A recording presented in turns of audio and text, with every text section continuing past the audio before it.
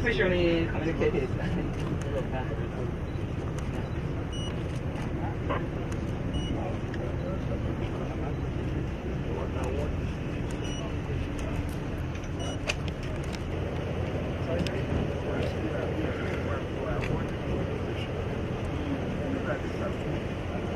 Yes.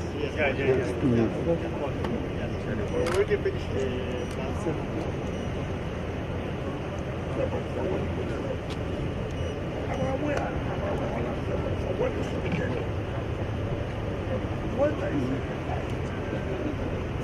Luma.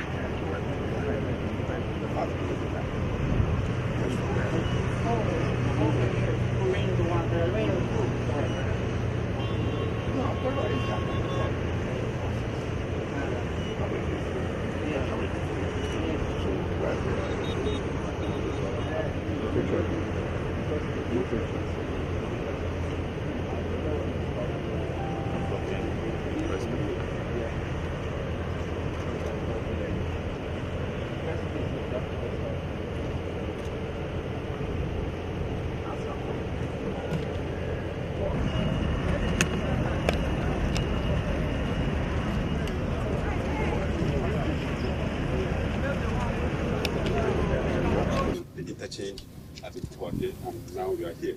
Can you give us update on this policy? Yes, like I said yesterday, it's our routine job to make sure that the promises made by the contractors, whether they're going to fulfill, and so that we know that finally what we're going to brief Mr. President. One would say that we're happy, and then those of you who saw the job that was done by CGC or sex to Wassa, that's completed 100%. We also went to N20, the interchange that leads you to Abuja. It's almost set. We're here. We believe we have discussed with the contract, the manager to the company. This will also be completed as part of our projects for the President to inaugurate during his anniversary for his second year in office. Frankly speaking, like I've always said, the people of Abuja deserve the best, and the contractors are doing their best. I can assure you that. For me, there cannot be anything less. And Mr. President has said before, Nigeria deserves the best. And we will do everything we can to make sure that we give them the best. You can see the infrastructure in terms of road is unimaginable. And we'll continue to do that. All we are saying is the citizens, the residents also to perform their own obligation so that we all work together for the interests of Abuja and the entire Nigerians. But we're happy, I must tell you the truth. The contractors are doing very, very well with the kind of quality jobs that we have seen. We're very happy. Your Excellency, sir, one feature we have observed at that Wassa, unlike what we used to see other places, there is not a street light there. Is it an oversight or what? You remember that this job, that of Sex 2 leading to Wassa was not awarded by this administration. That was a job that was awarded by previous administration over 10 years ago. But the spirit and the continuity spirit that the President has, which he said we must complete all those projects. One of the time we went to visit, I asked this question, and they said, well, as at that time, it was not included. And I did direct that we must have street lights on that road. As I speak to you, CGT has submitted their quotation for the street light, even though it will not be part of the inauguration process. But what is important, that we are bent on providing street light to enable to improve on security in those areas. So go home and sleep with your two eyes closed, that we are going to put street lights in that of Sex 2 airport to Wassa. And look at, even without that, look at how the residents of Apo, the poor mechanic share trading in the market, so they are happy they are there. So they are sure that all those things will be done. Okay, Your Excellency, sir, Today is exactly 2 years of Mr. President in office, and you are not from the party, but you took this job to ensure that the country is rebuilt. After these 2 years, what is your assessment on the renewal agenda of Mr. President? The assessment, if you have to take, for example, on the FCT, where I superintend by his mandate, you know that Mr. President has done very, very well. Very, very well. It's unprecedented. I know the problem I have in this country is that even if you don't like somebody as a person, but when he does the good thing, you say, look, yes, I'm not in good terms with him, I don't like him. However, he's doing well, or he has done well. Opposition does not necessarily mean anything good you say is bad. Mr. President has done tremendously well. And that's why you see every look and corner of this country, everybody said, look, given that opportunity again, in the next 2 years, 4 years, you'll see what is going to happen. So I am quite happy with the achievements Mr. President has recorded, particularly as it concerns the federal capital territory. It had never happened before.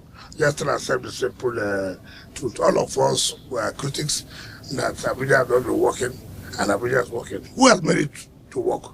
It's Mr. President. So I always like to concentrate and focus on the assignment that we are purely responsible.